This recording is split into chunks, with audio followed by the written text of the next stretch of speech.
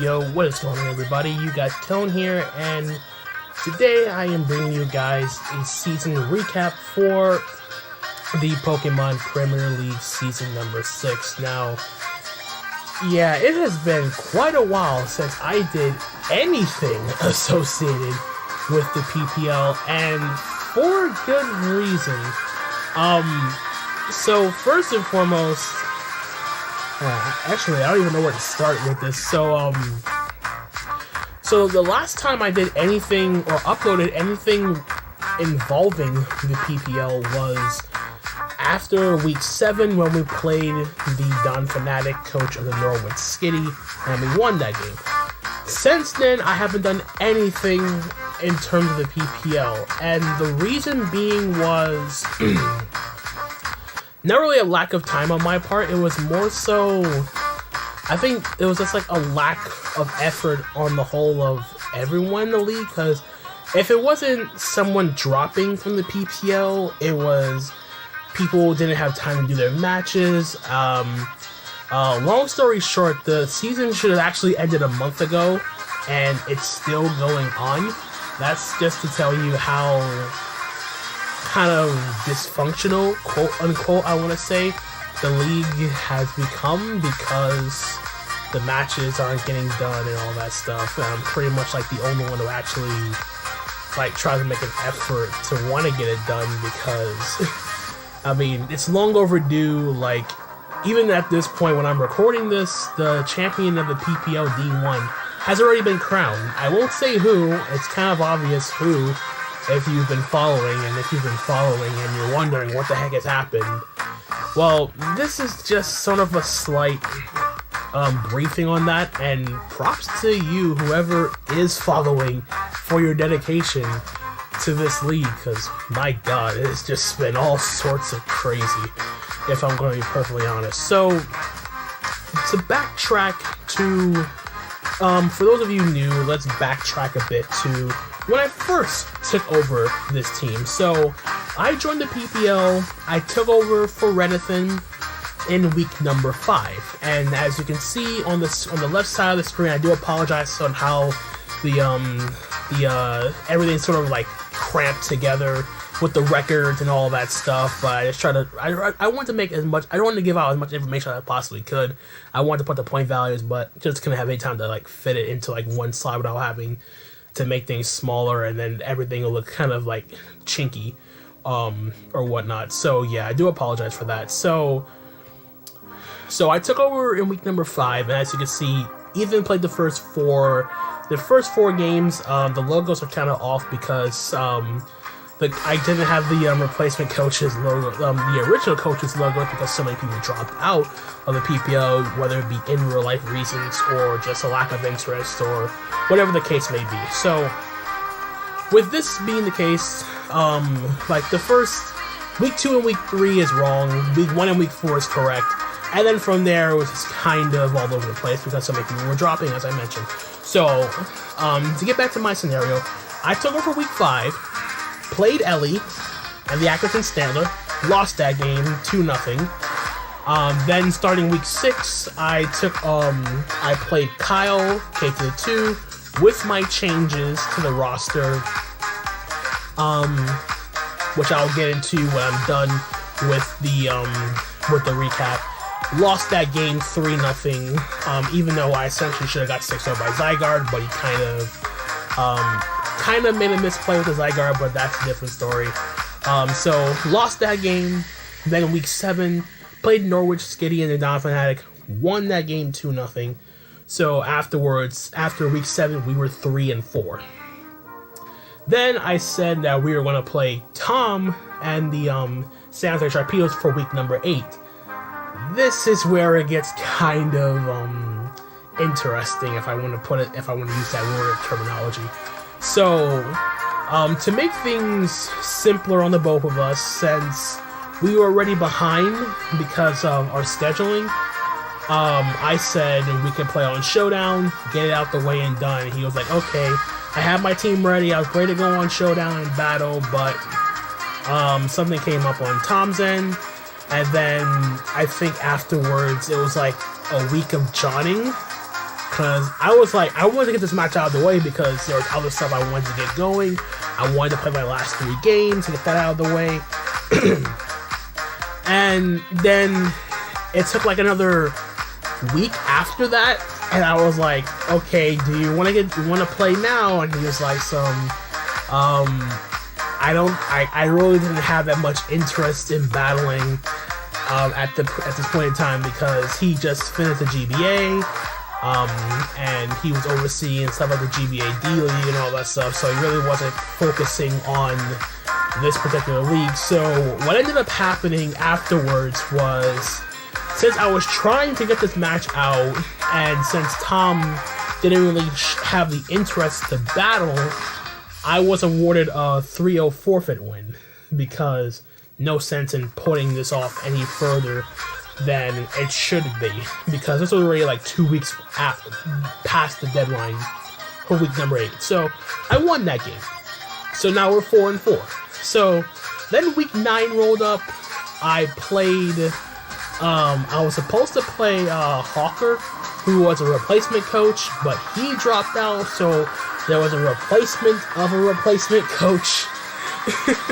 Yeah, that should pretty much sum up the entire PPL season when so many coaches are dropping, which I'll get into afterwards. But so we had a replacement coach, and the person we ended up playing was Jacob, as always, in the Green Bay Pikachus. So we actually played that game. I was going to show that game, but I figured since the league is sort of over, it ended up, to me, it ended like a month ago, with my last game. So me and Jacob played on Showdown. I put a team together, and after the game, we ended up winning 2-0 on the back of a Banded Gudra plus Stallbreaker Tapu Koko with Z Wild Charge. So yeah, that was fun. And then week 10, I played Omega Jolteon, and we were both in the mindset of this league. This is taking forever. Let's just put we just put together teams like in I say an hour, give or take. I just slapped together 6 Mons, and he put together his 6 Mons. We got on Showdown, we battled, we got that all the way, and we ended up losing that game 4-0, mainly because of me over-predicting on a frozen Gliscor. So yeah, that was kind of the reason why I lost the frozen, because of the Gliscor. I could have taken out, I had 3 opportunities to take out the Gliscor, I never did, and he just kept bringing in all my specs Tapu Koko, and then things got crazy, and then, well, not really crazy, but outside of that, it really wasn't much I could have did after I played so badly on a frozen Gliscor. But we lost that game, and then the last game, I was supposed to play Trev and the Houston Toxapexians, but he dropped out, and then the replacement coach was going to be Carney Hobo, and then instead of playing him, I decided to forfeit the match, and so I took a 3-0 loss. And the main reason why I took that loss was because the only goal I had in mind when I took over for this team was to make sure I wasn't in relegation. As long as I was in the top 9 slots, I was fine. 10th, 11th, or 12th, 11th, or the bottom 2, automatically relegated to D2. 10th place was relegation playoff match against the 3rd place team in D2. We avoided that. Barely, but we avoided it. When I saw, heading into that last game, that I was already out of relegation, I decided to immediately forfeit the game because of the fact that there was no point in me trying to play a match where there was no implications on either side. Plus, it was getting kind of annoying with how the league itself was kind of going about, getting their matches done. I was like, you know what? I'm just gonna get out the way and go about my business. So, yeah. So that explains the forfeit loss in the last week of the season. There was no point in me playing the game because I was already out of relegation. So yeah. So there you see at the bottom. I finished D1 Season 6 with a record of 5-6, -10 differential, and I finished in 9th place in D1.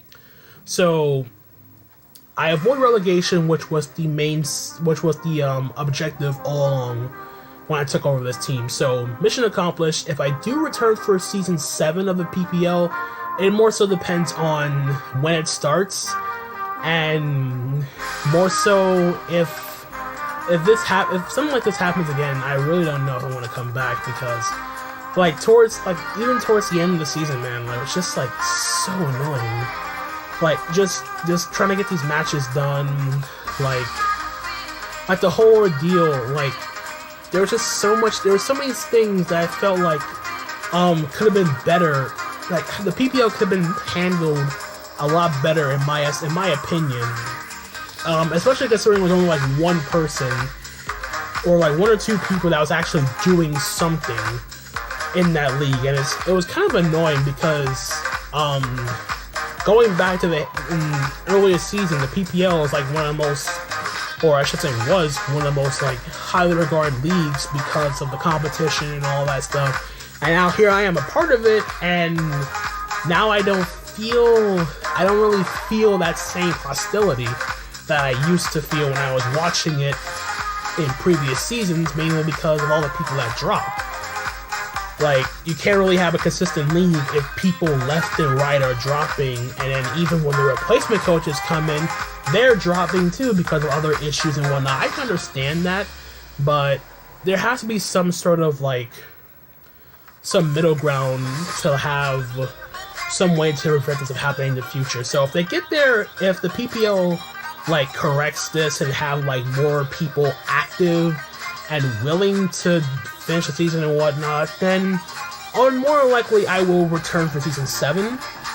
But I have to see I really have to see if they want to have that willingness to make some sort of adjustment here to prevent it from happening again, because as far as I'm concerned, in my estimation, this is a pretty lost season. And not to take away from the person that won the PPL Season 6 Championship, I just feel like it would be a lot more fulfilling if everyone in the league participated in some way, shape, or form, and then just come on and off with people dropping left and right. It doesn't feel satisfying as far as I'm concerned. That's just my own opinion. I'm not the PPL champion. I'm far from it. That's just my own way of looking at this from the perspective that I have, especially coming in as a replacement coach myself. So, yeah. So that, with my opinions of that out of the way, we're just going to jump right into the recap of the team that I used for the last 6 weeks. Well, more so everything but Mega Meta Cham and Sovali, which was the last 2 weeks. So when I took over from this team, Tapu Koko, Greninja, Gudra, Necrozma, and then I also had Mega Kangaskhan and Hawlucha too. But heading into week 10, since there was no deadline for transactions, as long as I had enough transactions to do it, I felt like at the end of the day, I just didn't really feel comfortable using Mega Kangaskhan and Hawlucha. And it's kind of funny considering the fact that Koko Lucha is probably the most coveted offensive core in Draft League format because of the fact that Koko's checks can be covered by Hawlucha. Hawlucha can go for a late game sweeper with electric seed and all that stuff. You're thinking wow, you had Koko Lucha, why did you drop Hawlucha? Trust me, guys, I tried bringing Hawlucha. I actually brought Hawlucha, I think, twice when I took over for this team. And it's in a situation where Hawlucha, there was only one instance where Hawlucha actually had the game won, and that was against a Don Fanatic. If he had even if Scarf Jirachi flinched down my Koko, my last Pokemon was Hawlucha, and Electric Terrain was still up, so it really didn't matter, because at that point I would just SD if I had the Electric Terrain up, and then Drain Punch back all that health, and I would have won that way. Unless he had like a double crit Iron Head, that's a different story. So yeah, I tried bringing Hawlucha, and it just really I couldn't get it to work. Especially because it puts the pressure on Coco to stay alive, to set up the electric terrain and make it easier for Hawlucha to get up. Unburden moves with Electric Seed and whatnot. I know it's not the only way to activate Unburden, but it's like it's one of the more coveted ways to activate Unburden. And then Mega Kangaskhan. How do I describe Mega Kangaskhan? Like, there were instances where I brought it and it's like it was never really used as a wall breaker, especially considering like it wasn't even the bans, the restrictions on Mega Kangaskhan that really put me off. Because in the PPL, they had Cybertalk was banned, well, obviously, because Cybertalk Mega Kangaskhan is stupid in Draft League format. But in the PPL, Power Up Punch was also banned on Mega Kangaskhan, and I was like, okay, I can sort of see why, but I don't really see the point. I didn't want to argue it, and I was like, you know what? It's not really that big of a deal. It's not like I'm gonna bring Power Up Punch Mega Kangaskhan every single week, and it's either going to be a wall breaker. I try to bring like a bulky Mega Kangaskhan. It did put in some work, but at the same time, it's kind of easy to like deal with. And I know I've seen it from other people's perspective of how they use Mega Kangaskhan, and it's either they absolutely love it or they absolutely hate it on their team. On this team, with it being so offensive, Mega Kangaskhan didn't really fit. Especially considering I didn't even bother to bring Wish. Like a Wish set, because of the fact that the team I inherited was so offensively oriented, and I'm not the type of person that likes to use offense. I'm more of a balanced, bulky offense sort of guy, and the team I had wasn't really bulky offense. Well, this team sort of right now is considered bulky offense, but there are some aspects of the team I didn't really like, but I just had to go with it because of all the options I had available to me. So just running it down. Tapu Koko I absolutely loved. I will not take away from the fact that Tapu Koko did put in a lot of work whenever I brought it. Greninja, it put in work, but there were some instances where I couldn't bring it, and whenever I did, it was more so the fact that whenever I did bring it, it put a lot of pressure on my opponent's team. Like Specs did a lot of work. I wanted to bring Spikes at some point in the matchup, but I couldn't, because of all the hazard removal options on my opponent's side of the field. So that was kind of a problem. Goodra is kind of a hit or miss because of the fact that it's a solid bulky dragon, I do admit that, but whenever I use Goodra, like Choice Banded Goodra actually put a lot of pressure on my opponent. Even when I brought Specs Goodra against Kyle, that put in a lot of pressure at the same time because I was choice locked. I gotta take advantage of my alone with Ninetales and all that stuff, so it was just a lot of predicting I had to do at that point. But Goodra did put in some fine efforts in that game. Drapion, very solid. I would definitely draft it again. Scar Drapion bailed me out against Zygarde because of a speed tie and all that stuff, so yeah. Necrozma was fun. Although every time I brought Necrozma, I never brought it defensive. Well, I brought it defensive sort of EV spreads, but not like Stealth Rock. That was more like a setup. Necrozma I always brought. So there was that. What do I say about the rest? Well, outside of Gligar, I didn't mind the rest. Like Ferrothorn, like anybody who knows me knows how much I absolutely love using Ferrothorn. Like, it's just so reliable as a utility mod, you can't go wrong. Especially when I had access to Stealth Rock and Spikes, and Greninja had Spikes. Drapion had access to Toxic Spikes, so this made things a lot more easier for my Coco and my offensive threats. And then I picked up Silvally late in the season just because of the fact that I wanted to have that momentum. Added momentum and added hazard removal for stuff like my Mega Medicham and some other stuff like Mega Medicham, make it easier for my Necrozma setup if possible, at Parting Shot and all that stuff. So there was that. Gligar, I honestly do not like Gligar. Like, The only reason why I brought Gligar was because the team I inherited lacked good removal, and I needed an electric immunity, and I let go of Piloswine because of the fact that I didn't have I valued removal over a solid hiatus setter, and I kind of regret dropping Piloswine now that I think about it, because I've used Piloswine before and it's put in a lot of work for me. But when you inherit a team, when your only hazard remover is default Tapu Koko, that's not really that good. Especially when you get destroyed by Toxic Spike the week before you take over the team. So thanks, Paul. And Mega Medicham, which I never got to talk about. So I figured Mega Medicham, when I dropped Mega Kangaskhan, Mega Medicham made the most sense because of the fact that Electric Terrain boosted Thunder Punches, hurt like crazy. Combined with pure power, that would be solid. Would I try Mega Medicham again? Probably I would, if the team structure holds up alright. So, and then Drapion, like I already talked about Drapion, so yeah.